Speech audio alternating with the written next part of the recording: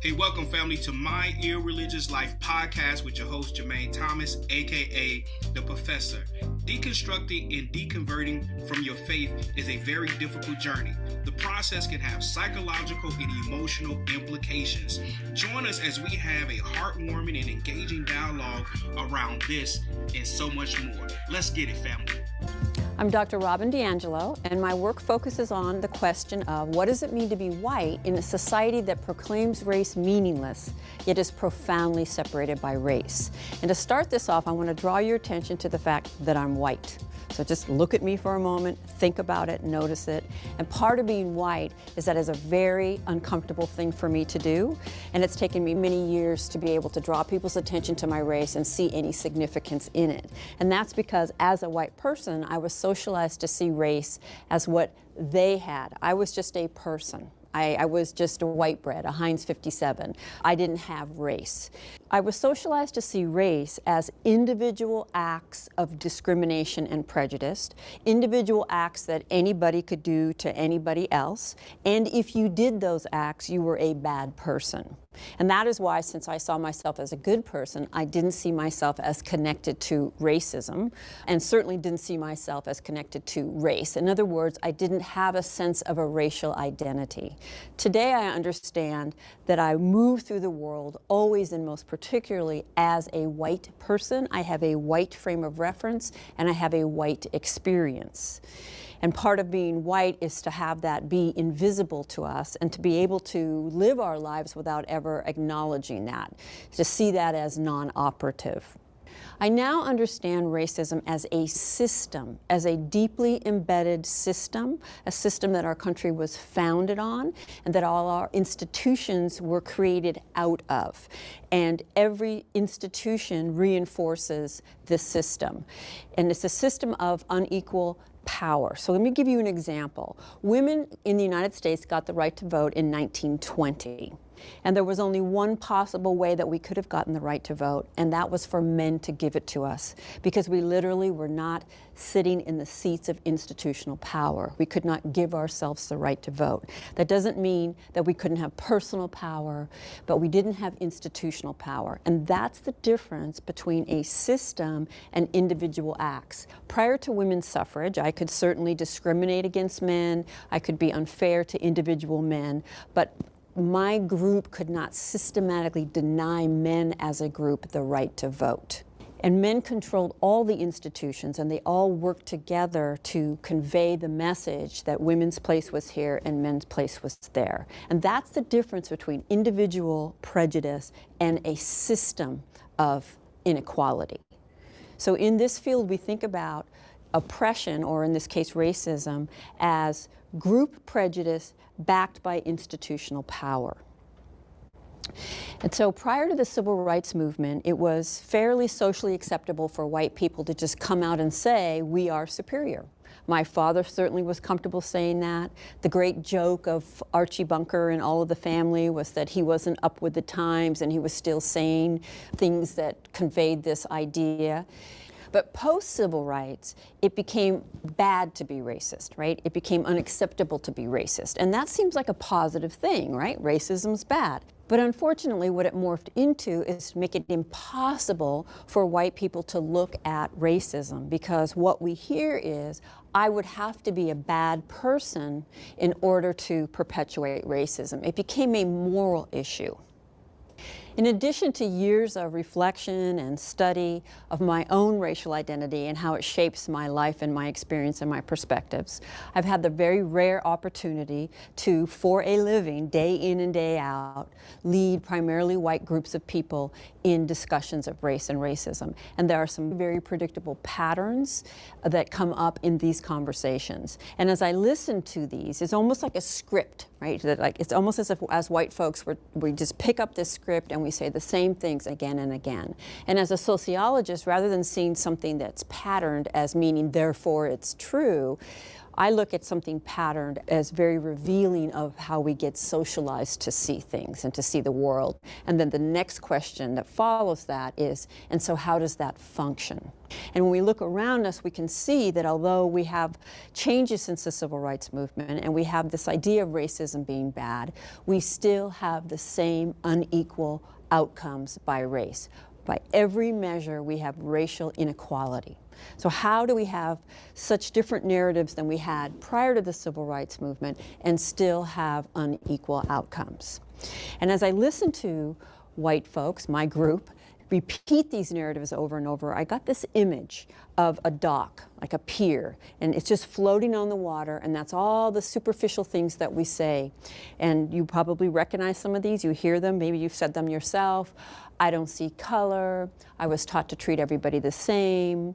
I don't care if you're pink, blue, purple, polka dotted. My parents weren't racist, that's why I'm not racist. Or my parents were racist, that's why I'm not racist. It doesn't really matter what goes in front of it. The answer is always, I'm not racist. I know people of color. I used to work in the military. All of the things we say to rationalize that we ourselves are not complicit in this system.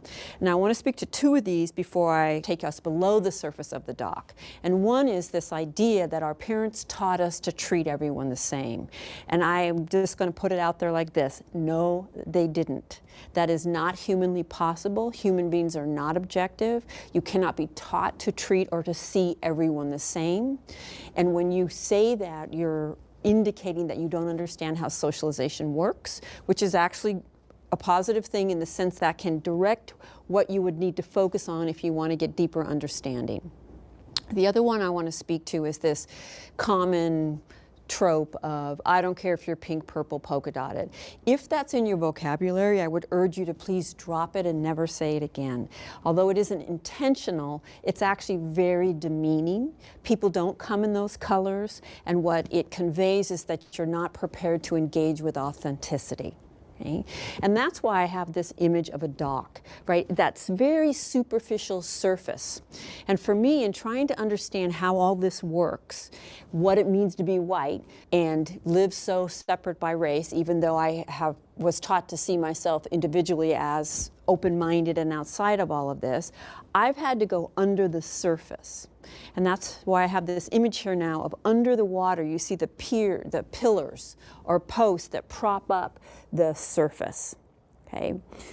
So, for example, it's very common in discussions of race to have white people tell you about all the people of color in their lives, right? Oh, I have these coworkers, or my best friend, or my second cousin married a black man, or all of the ways that we want everyone to know that we have relationships with people of color, okay? And so we're giving you evidence. Right? When someone tells you that, they're giving you evidence. And so what are they giving you evidence of? They're giving you evidence that because they love people of color, know and love people of color, they can't be racist, which means they see racism as conscious dislike or explicit bias or hatred, right? And they're communicating to you that they don't have conscious dislike or hatred, as evidenced by all of these people in their lives. And what we don't understand is the power of implicit bias. Most bias is unconscious. And that makes it very dangerous because it drives our behaviors, but we're not aware of it.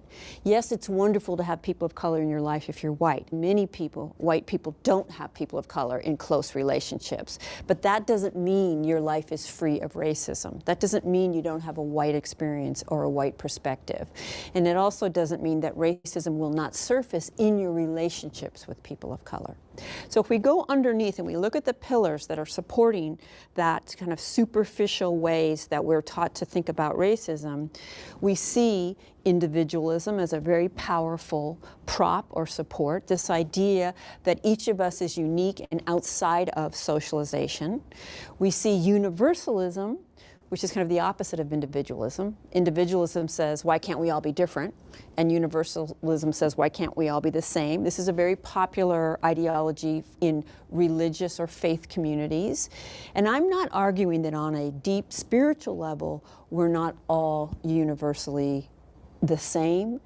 But we don't live, if you will, in the spiritual realm. We live in the physical realm. And here in the physical realm, we have to ask ourselves, how does it function to say we all bleed under the skin? It functions to take race off the table, to take power off the table, to deny that we have fundamentally different experiences, because racism is real. And while race isn't real, in other words, at the biological level, there is no real, true race or racial difference as we're taught to understand it, these very superficial signifiers of racial difference that allow us to categorize people, these are very real in their consequences for people's lives. And this insistence that we're all one doesn't allow us to engage with that social reality. I try to help white people see how race functions in our lives.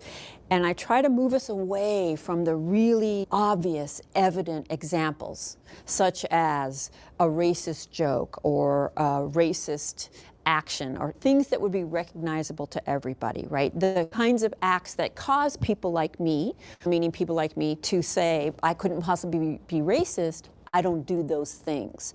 And I try to help white people understand racism as the very fabric of our society.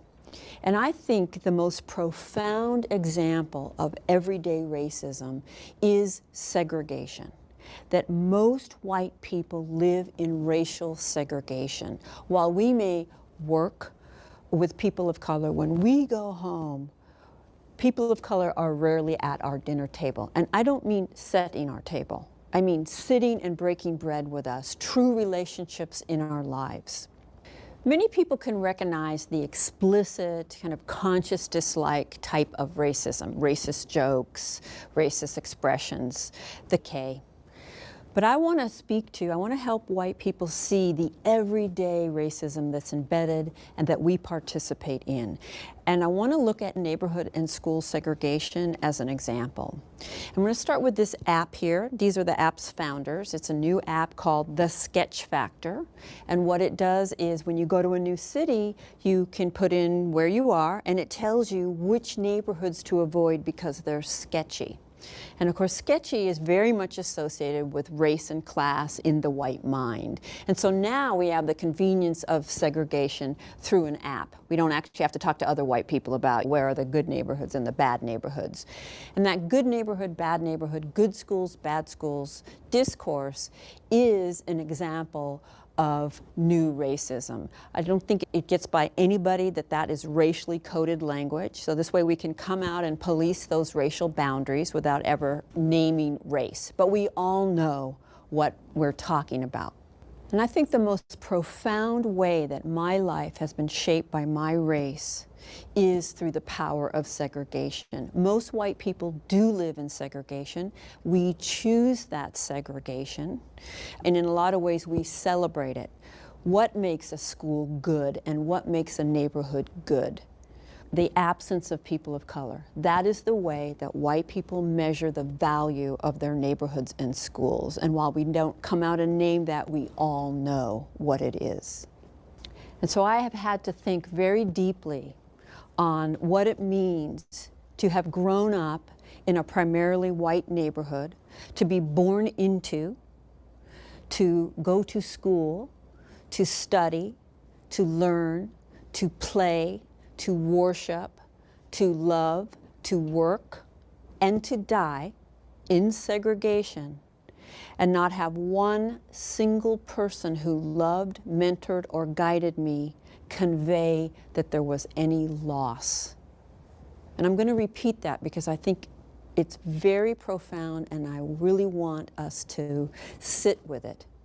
That I could live my whole life in segregation. In fact, if I follow the trajectory that my loving parents laid out for me in my good neighborhood and my good school and my good college and my good career in which I would ideally rise to the top, I could easily never have any consistent, ongoing, authentic relationships with people of color, and not one person who guided me ever conveyed that there was loss. Just sit with that for a moment, that there is no inherent value in the perspectives or experiences of people of color. If my parents, if my schools, if my curriculum, if my teachers, if my government saw value in those perspectives, I would be given those perspectives. But I wasn't given those perspectives. And that shapes my relationships. It shapes what I care about. It shapes what I see, what I don't see, who I build my life with, and who I don't build my life with. And that is the level where we really need to look at race inside of us and with us. In the line of work that I do, it's a breakthrough if you can get white people to acknowledge that our race privileges us in this society, right? That is like the second coming, to get white folks to admit that we are privileged by our race. But even that begins to get superficial. And you'll hear white people say, just because of the color of my skin, I have these things, as if this is just an accident that happens. And I want to take us deeper. I want to take us inside this skin. My psychosocial development was inculcated in the water of white supremacy. That is what I call this system. I don't mean the K, a system in which whiteness and white people are central and seen as inherently superior than to people of color.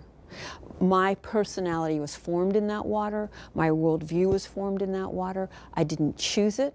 It isn't my fault. I'm not racked with guilt about it, but I am responsible for changing it, because the default of our society is the reproduction of racism. It's built into every system and every institution. And if we just live our lives and carry on in the most comfortable ways for us, we will necessarily reproduce it. There is no neutral space. Inaction is a form of action.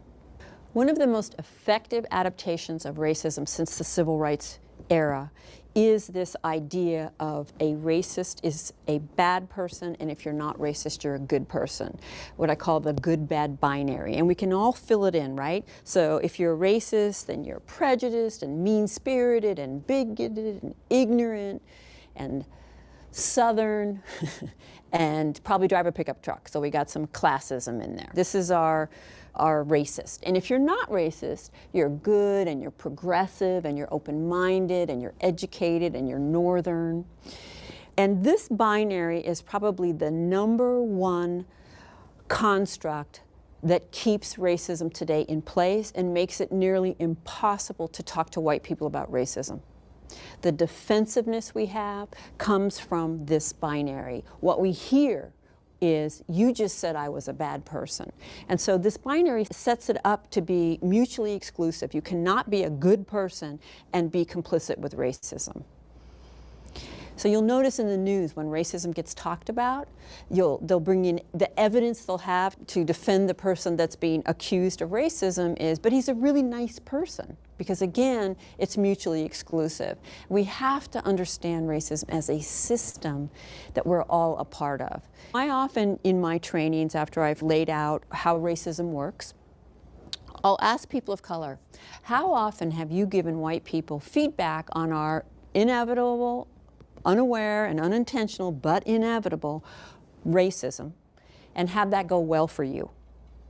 And there's eye rolls and laughter, and basically the answer is never, right? It's virtually impossible for people of color to give us feedback because that binary sets us up to defend, right? I must, at all costs, deflect and establish that I am not racist. Right? And that makes it so that we can't examine the reality of the society that we live in. And then I'll follow up and ask this question. So what would your daily life be like? This is a question I ask the people of color. If you could simply give us feedback when we step in it, which we inevitably will, and have us receive that with grace, reflect, and seek to do something different, what would your daily life be like? And recently, a man of color in the room, there was a pause, and then he said, it would be revolutionary. And I just want you to sit with that for a minute. Revolutionary, that white people would receive the feedback, reflect, and try to change our behavior.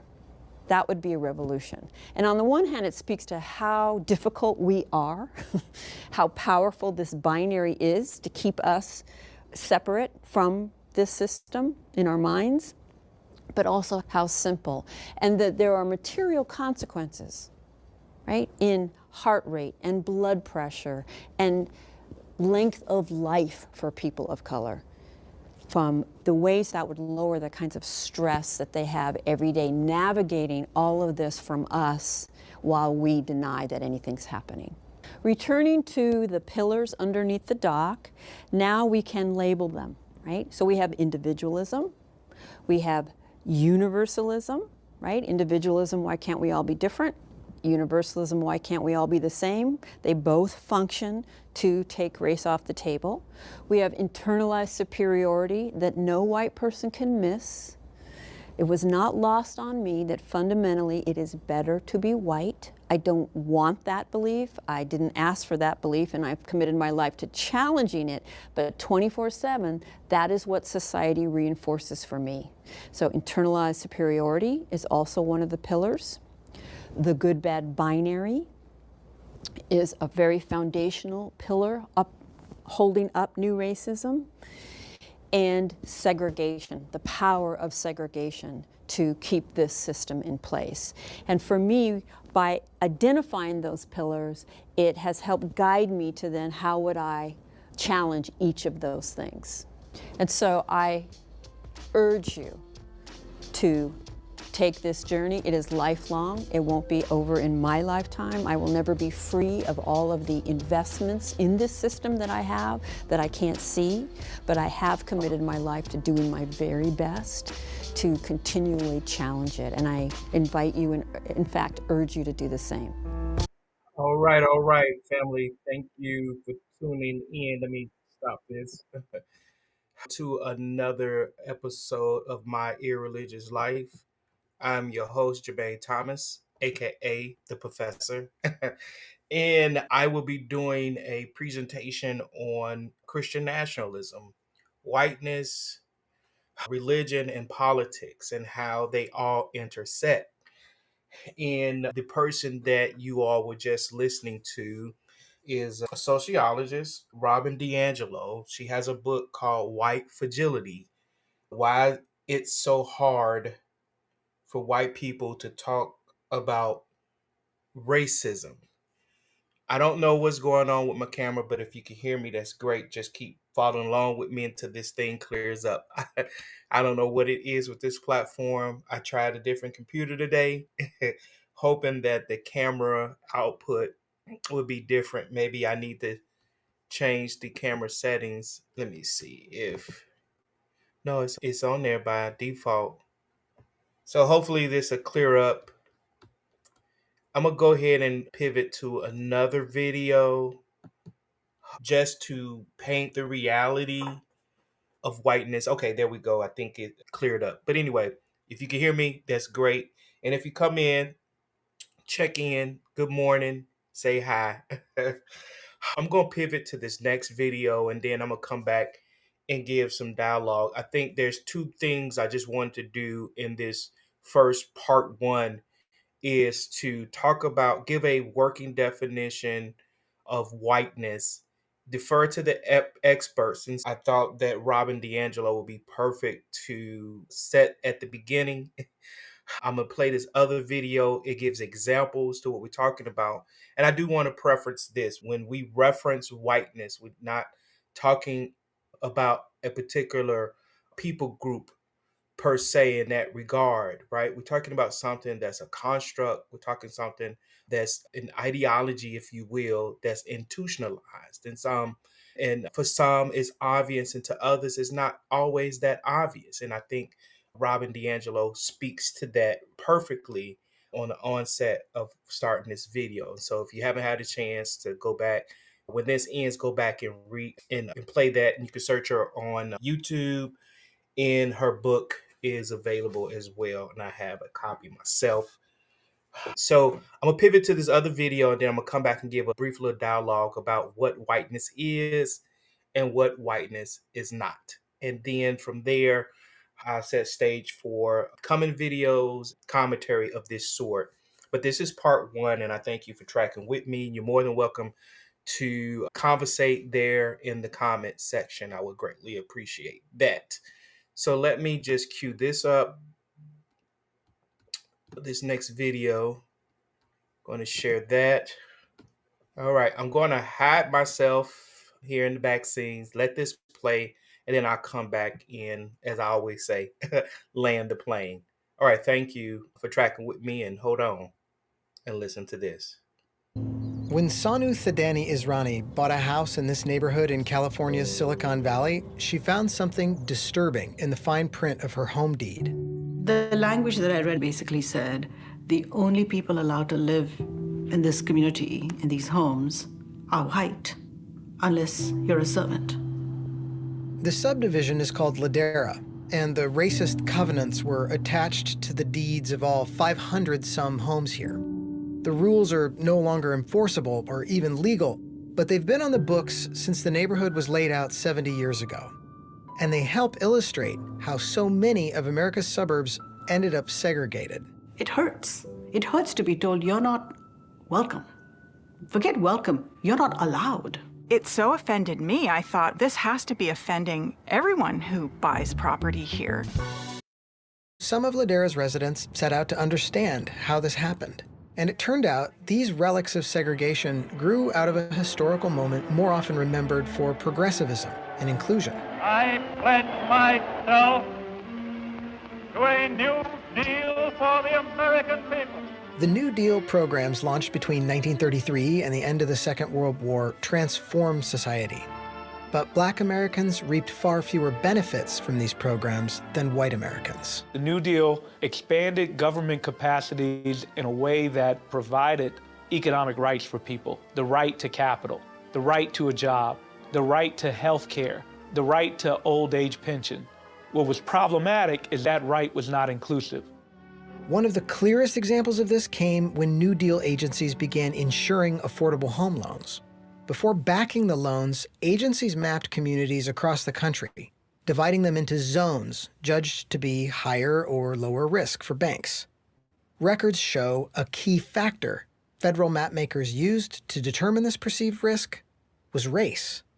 This practice, called redlining, largely cut people of color off from affordable borrowing. It's not a case that you just had these bigoted bankers and these bigoted homeowners.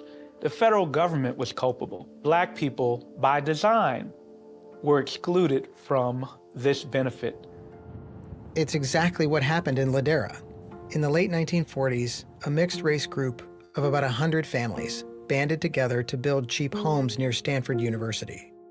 Workers, teachers, and professors, including the novelist Wallace Stegner, formed a cooperative to buy and transform a tract of hilly ranch land into an affordable suburb named Ladera. But the project soon stalled. No bank would give them the loan to build these homes. The banks wouldn't do it because the Federal Housing Administration wouldn't insure their loans because of these 100 members of the cooperative, 3 were African Americans. At the time, the Federal Housing Administration explicitly recommended that race restrictions be used in new suburban developments. Its lending manual even included instructions for banning buyers who weren't the race for which new homes were intended. The segregation that this program alone created is responsible for much of the racial inequality we have in this country today. Unable to find financing, the Ladera Cooperative disbanded and sold the land to a private developer who built Ladera as a whites-only community. By the 1950s, this mix of federal policy and private discrimination left few options for Black Americans seeking homes in this part of California. My dad got involved with the Palo Alto Stanford branch of the NAACP. They were proving that there was housing discrimination. And it was notorious here, very subtle, but it was notorious. My dad could easily pass for white. My mom was brown-skinned. You knew who she was. It was actually something that was very painful for my mother because my dad would go to rent an apartment or to buy property. They'd say, wonderful. He'd say, let me bring my wife. And as soon as she came back with him, they would say, no, this is no longer available. When my parents came here from Alabama, they figured, okay, this is a nice area We don't have to worry about our kids getting lynched. There's not open racism, but they didn't factor in that there was a slew of hidden racism. About 9 miles from Ladera, Elwyn Rayner's family opened up this service station in one of the only areas open to Black American property buyers, now known as East Palo Alto. The African Americans were guided to this area. Any houses on the other side of the freeway were considered to be out of their price range, or the interest rate alone would kill that dream of them owning a house because they couldn't afford it. It's like they say you're on the wrong side of the tracks. For us, it was the wrong side of the freeway. For decades, East Palo Alto and neighboring Belle Haven were unincorporated communities without a city government, where housing shared space with heavy industry, and residents enjoyed few of the amenities available to the majority white suburbs, like Palo Alto, Menlo Park, or Ladera. We had roads that were badly paved. We had many a neighborhood that did not have sidewalks. We had a school district that was grossly underfunded. We were walking in the middle of the street instead of walking on sidewalks. We had bad lighting. We had bad water. We didn't even have a city. We didn't have a place where we could go and complain even. Today, East Palo Alto is 70% Black and Latino. The median family income is $83,000, half the household's rent, and more than 10% of families live in poverty. Compare this to Ladera, 75% white. The median family income stands just below $200,000. The poverty rate is 1%, and nobody rents. And it doesn't take a rocket scientist to figure that one out, what that's really all about. What's it all about? It's about race. What is critical to note is that a white, asset-based middle class didn't simply emerge. It was structured, and was structured largely through home ownership. It was structured largely through policy that facilitated white people to acquire homes that appreciated over their lifetime, that could be passed down to future generations as well. The considerable gap in education and income between America's Black families and white families has slowly narrowed since the Civil Rights era. But the gap in wealth, what families own, has been a different story. Throughout American history, the racial wealth gap has been dramatic. For every dollar held by a typical white family at the median, the typical Black family has had about a dime. So this asset-based, wealth-based, white middle class that was generated from New Deal and post-war policies was never extended to Black people. And economists say one of the most significant factors creating the wealth gap between white and Black Americans is home ownership. Much of a middle-class family's net worth is determined by the value of their home and whether you or your ancestors could buy one in the first place. A home also facilitates your ability to generate wealth to do other things. You can finance an expensive college degree. With wealth, if you want to change jobs, you can pursue your dreams. A home provides access to neighborhood resources. A home provides access to, in the American context, with public schooling, good schools. My father's family was a group of 7 that lived in one room. So when I look at the opportunities my children had by living in this neighborhood, function of purely geography, that zip code, it's a huge amount of privilege to have grown up in this neighborhood. There's no quick fix for the inequality that's grown out of residential segregation. But researchers say it's worth considering what history can teach us. The problems that exist today, what is important to note, they're not insurmountable. The New Deal was about jobs, it was about income, it was about pension, it was about health. There are certain enabling goods and services that people need in order to thrive. That's a reality. And just like government facilitated it in the past, they can facilitate it today, only this time they can do it in a way that is inclusive. In the meantime, a group of volunteers in Ladera gathered enough signatures to formally strike the whites-only language from all 534 deeds in the subdivision. We didn't have a statue of Robert E. Lee in our neighborhood, but we did have this. And we had the power to get rid of it. And I would say that if the pendulum had to go from you are not allowed to taking them down, we now need to say, you are welcome. Now we need to say that you are welcome. I love that. Let me get rid of this. Alrighty. I hope something I share here via my post or these vlogs would empower you, encourage you, but more importantly, challenge you to think. All right. And the video was playing in the background. Sorry about that. So I'm going to break down. I put this post up on Facebook. So it's there. You can check it out. What is whiteness and what whiteness is not. And then it have some source material that you can go back and read to get a substantive understanding. Again, this speaks of a system more so does it does a people group. And so I don't want people to get up in arms and say, oh, they're talking about they're racist, they're being racist. Let me just share this caveat. I was thinking about this a lot and how I would unpack this series of conversations. And one of the things, and I'll get into that. But again, with the larger theme here is we're talking about Christian nationalism. But I think it's important for us to have a concrete understanding of what whiteness is and what it's not, and to see examples of the systematic impact of this construct. Okay. And so we showed this is in California, right? Far removed from the segregated South. This is California, right? The birthplace of the liberal movement, right? With some aspect of it. But yet one of the key words the brother said, it was hidden racism. We can deal with the obvious. And I think the obvious is the obvious when it comes to racism today. But then there is the aspects of racism that's hidden. And I think, well, I don't think Robin DiAngelo, the video on the onset, speaks to that. This video about the contracts, right, with these home deeds that basically is whites only, right? And I love how this community band together to get that language out of those decrees associated with buying land in this particular region in California. I love that. We need to see more of that. And I think D'Angelo, she hinted at that. But when you think of the notion of proximity to power, and in that context, it becomes impossible for Black people to be quote unquote racist, prejudicial, discriminatory.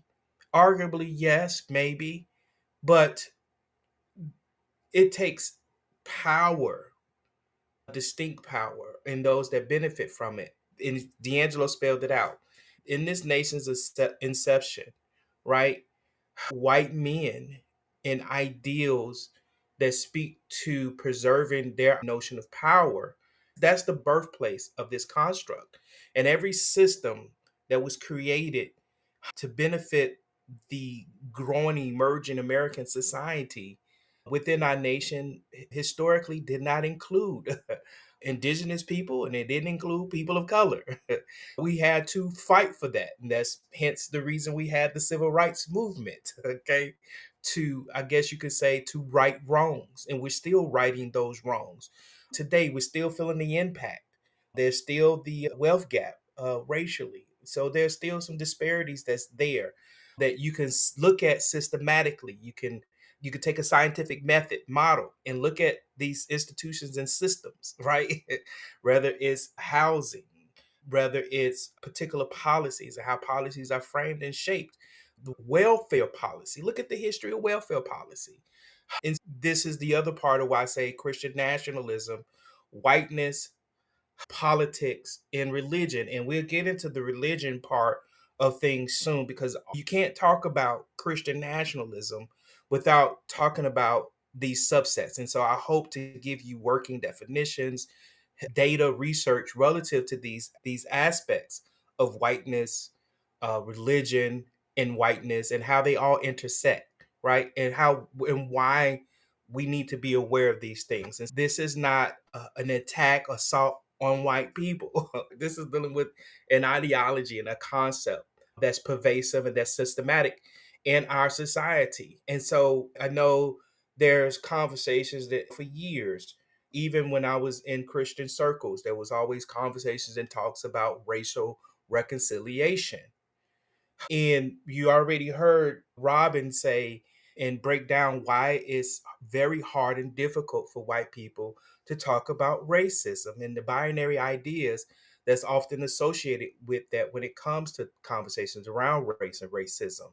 And so it is not incumbent upon people who have been oppressed, right, systematically, and it's proven, it's evidentiary, to have to make the concerted effort to bring some sense of reconciliation when we were the receiving party of much of the oppression than any other people group.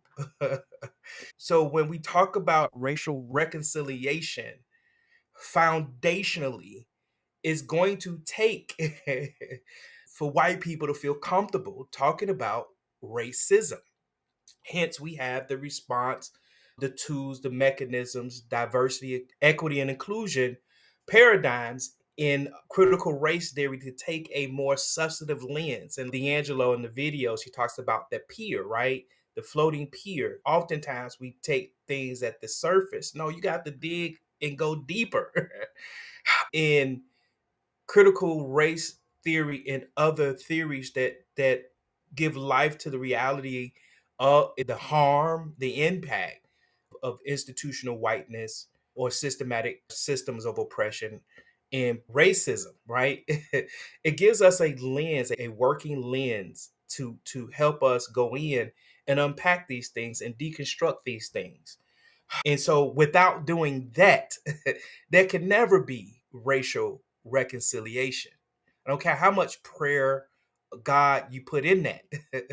There has to be some real introspection. And that's not our job to help them do that. Okay. So that's that. And that's my little rant there. Let me read this and then I end this live. And I appreciate you tracking with me. And again, I hope something I share here today would empower you, encourage you, but more importantly, challenge you to think. All right. So listen to this. What is whiteness? Whiteness is not a fixed biology category, but a socially constructed identity tied to power dynamics, privilege, and historical processes. It emerged as a way to categorize people of European descent in contrast to non European others, particularly during colonial and slavery eras. And so we're going to stick with this track of whiteness, you all, even in part two, and then get over into the politics of it. And I give examples. So stay tuned for the next part two. And I hope to do that maybe next week, Sunday. All right. But listen, examples. Scholars like David and Toni Morrison argue whiteness was constructed in the US to unify diverse European immigrant groups, Irish, for example, Irish Italians, and under a shared identity to maintain racial hierarchies. Okay. A system of privilege. Whiteness often functions as an unmarked or default racial category that grants social, economic, and political advantages, i.e., for example, the properties in all white suburbs. And then in the fine print, do not rent or do not sell these homes to people of color or non-whites. Consciously or unconsciously, those identified as white. Examples. Studies like Peggy's McIntosh, White Privilege, Unpacking the Invisible Knapsack, 1988 highlight how whiteness can confer unearned benefits such as an easier access to jobs or less scrutiny in public spaces. We can give an example of that is racial profiling. Okay. I like to throw out things to get people to think at times. It's, for example, when you think about privilege and the notion of privilege relative to race, I asked people, I said, when was the last time you heard a white person have conversations and express concerns about sundown towns? And more than likely, the person that may have that conversation may be a biracial person that may present more African American than they do white. But a white person having that conversation and expression and concern about a sundown town, just outright, that's privilege. That's an example of privilege. When was the last time you heard white parents happen to have conversations with their child out of concern of being profiled? And not just the conversation of profile, but then how to address law enforcement when they are being profiled, given the concerns there with overuse of force when it comes to people of color. That type of conversation escapes them. They don't have to have that conversation, right? And so that again is another example of privilege when it comes to a person's color and or race. And so I just set those out to get us something to think about. But let me just continue with my list.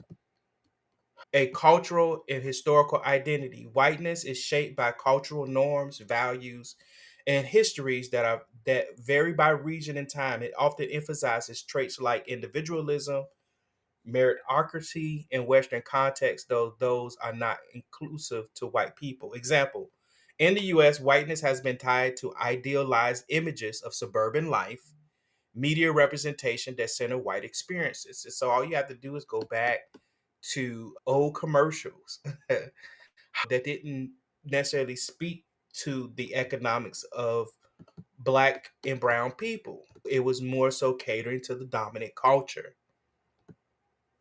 And then you can look at my lens, you can look at the write out here. Let me just go here and jump to what whiteness is not. It's not a monolith. Whiteness is not a singular uniform identity.